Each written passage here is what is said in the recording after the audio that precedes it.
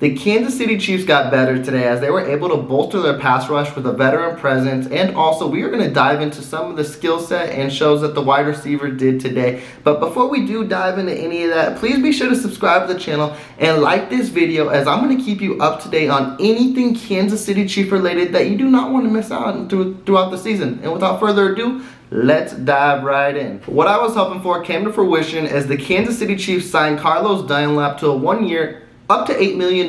That is with probably all incentives and things like that. We don't have full contract details. That'll probably be released in the next coming days. But this Carlos Dunlap signing, I'm in love with it. I think this was one of the biggest holes on the team, as a lot of people know, as Chiefs Kingdom knows, was the pass rush. And they needed to upgrade it, bolster it somehow in some way, because with this division and the quarterback group we're running into with the likes of a Derek Carr, Russell Wilson, and Justin Herbert, if you don't get pressure on these boys, they're going to dice up the defense, and that's no simple way around it. And with the pass rush they have right now, with a Chris Jones who has to bounce back, a Frank Clark who you do not know what you're getting. Hopefully he bounces back, but you can only expect what he is given. So anything is an upgrade from what he has in previous seasons. And then you got the rookie George Karlaftis, which we hope for big, but it's a rookie season, and we tend to know with Spagnuolo, when you're a rookie, you don't tend to get a lot of time to shine early on unless you show out during camp. So with bringing in Carlos Dunlap, this is huge. Now, he is 33 years old, but he is still, I don't want to say at the top of his game, because when he was at the top of his game, he was destroying and wrecking the gears with the Cincinnati Bengals. But with Seattle too, he recorded 8.5 sacks last year. So if there is a slowdown, it's not much, especially for a 33-year-old pass rusher. And especially with someone who can bring that type of pressure, that sack production, and also to what he does at the line for the Kansas City Chiefs would be immensely upgraded over what Kansas City has done last year. Because let's be real, with the pass rush last year, it was abysmal. Like, it was a scary sight to see, and especially when KC has all that money tied up on the line with the Chris Jones and a Frank Clark. We hope to see Chris Jones bounce back, like I mentioned, but adding someone like Dunlap would be huge. And now my initial thoughts on it is this is basically a veteran presence that's going to replace a Melvin Ingram, which Chiefs Kingdom was so hurt to see him go to Miami, and so was I. I'm not going to say that or lie that, hey, we're better off without him, because we're not. Because even though he didn't record a lot of sacks, he did get the pressures back there. He did make his presence felt on this defense, and it just seemed like our defense changed once he arrived. So it definitely hurt losing him, but gaining Dunlap, I might be crazy, I might not be, but I think Dunlap is a better addition than Melvin Ingram was. I think at both their points in their career, I think Dunlap is an upgrade over Ingram. I think he constantly gets the quarterback more, he constantly gets more pressures, and also he constantly gets more deflections at the line, which is huge. We know that's something Chris Jones excels at, and to get someone like Dunlap to do that too, that's going to be huge to disrupt the quarterback, because if the quarterback can't see over the line and you're getting that pressure, that means you're hurrying him, and that means he ain't going to make the correct decision. I think this is huge, and I think if you just look at this Kansas City Chiefs roster, it's crazy to see, because this has been a crazy offseason to where KC has lost huge pieces, as in a Tyreek Hill and a Honey Badger, and things are starting to change. But I think Kansas City won this offseason with bringing on additions like a Justin Reed, a Dunlap, a Juju, an MVS, and then killing the draft, which a lot of people have mentioned, but a lot of people don't know either until they hit the field. And we're seeing it in camp, which I'm going to mention further on in this video. But this is a sneaky offseason for Kansas City, where a lot of people think Kansas City has fallen off. But with these sneaky additions, they might have got better, and their depth is crazy to where this might be the best Kansas City roster we have seen in a while, and I'm excited to see him take the field in 2022. Now, mentioning him taking the field, let's talk about some of the action that took place today, and we're going to mostly focus on the receivers, and I'm mostly going to focus on one, but we had MVS show up today, which was nice to see. I'm not saying he didn't show up yesterday, but he had some highlight reel catches. He had a touchdown. It was cool to see him, because we heard all the, not rumors, but you heard all the gossip throughout the free agency of him and Mahomes are on sync throughout the whole offseason, and you think he might be the wide receiver #1, and it's good to see. Definitely with all these new young guys coming in, there needs to be someone stepping up, and if it is MVS, that would be crazy to see. I think he will be. I don't know if he'll be wide receiver #1. We'll talk about that a little more, but also too, Sky Moore too. He didn't have anything crazy today that we will talk about, but what I did see, man, That boy has one of the filthiest route running like techniques I have ever seen. Like, people talk about his release might be terrible, not his release, but like his separation might be terrible, but his release is magnificent. Like, what he does with his footwork, and for someone who isn't a master at the wide receiver position yet, and in his rookie year, most rookies do not know his type of release that they shouldn't. Like, when you come out of college, it's basically, hey, run a go route and let's test your speed, and you might know some of the route tree.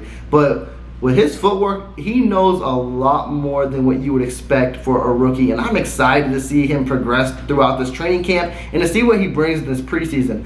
Like I mentioned with rookies, you never know how they translate so early on with the Kansas City Chiefs, because it's not like they get so much playing time early on, and we tend to see them start stepping in the months of October, November, and then December when the playoff run comes. September is usually the quiet time where the rookies don't tend to get much play, but that might be a different story this year, because we always talk about the rookies don't jump in right away, but the rookie was the main point of this offseason. If Kansas City wants to succeed and fill a lot of these holes, their rookies are going to have to step up right away. So I wouldn't be surprised if Sky Moore makes a play here or there early on and then like implements his role with the wide receivers like quickly. But the guy I'm going to talk about again, Juju. He had the play of the day again. I know all of you seen it where Mahomes, now he did have pressure. Yes, Frank Clark was offsides, but I don't know if you call it a dime or what, but it was beautiful. Just laid it right in the breadbasket. And I want to give the kid Joshua Williams a lot of credit, because even though Juju made hell of a play on him, Joshua Williams, I don't know if you could play any better defense on that play. His hand was there. He was in position. It was just a perfect pass and a perfect catch. And this is crazy to see what Juju is becoming in this Chiefs offense. You could tell, as I mentioned, could MVS be wide receiver number one? He could be. But right now, Juju is showing, hey, me and Mahomes' connection is ridiculous. What they are showing on the field now for 2 days in a row, and let's see if it keeps continuing, is something special. Let's see if it translates into the preseason and regular season. But right now, you giving me the jitters and you giving my hopes up, because I'm feeling like Juju can go for 100 catches, over 1,000 yards, double-digit touchdowns, win comeback player of the year. That's what training camp does, and that's what Juju is doing for all this Chiefs Kingdom fans, because right now he has us on a high, and we are excited to see him once the regular season kicks off. Now I'm going to talk about a guy that I just mentioned on the defense side of the ball, this rookie cornerback Joshua Williams. Man, I don't know what to make of him, but man, he seems like he's going to be a hidden gem that Brett Veach found again in the draft.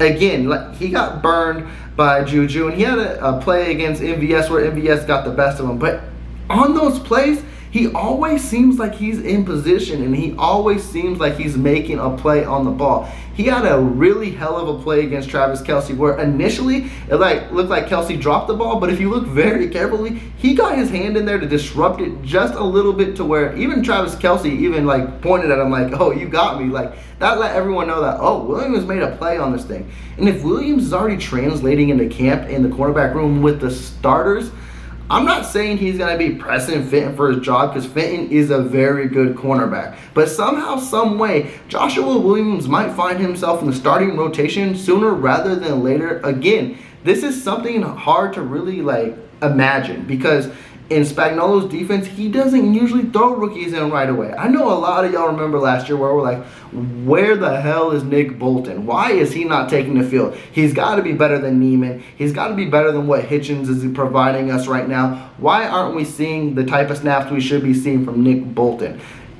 Hopefully that doesn't happen this year if the cornerback room tends to struggle and Joshua Williams is on the bench and we be begging for his name to be out there. But again, like I mentioned, Casey had to ace the draft. They didn't ace the draft just for him to be on the bench. I think this is a different type of year where they're going to approach it completely different than any other year. They know if they're going to have success in 2022, it's going to be because of these rookies and their impact right away.